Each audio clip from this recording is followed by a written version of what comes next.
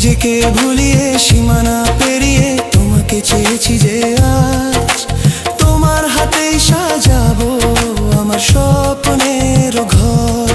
আমি তোমার প্রেমে পড়ে দুনিয়া ভুলে গেছি, তোমার ওই মায়াবী হাসি আমি দেখতে ভালোবাসি।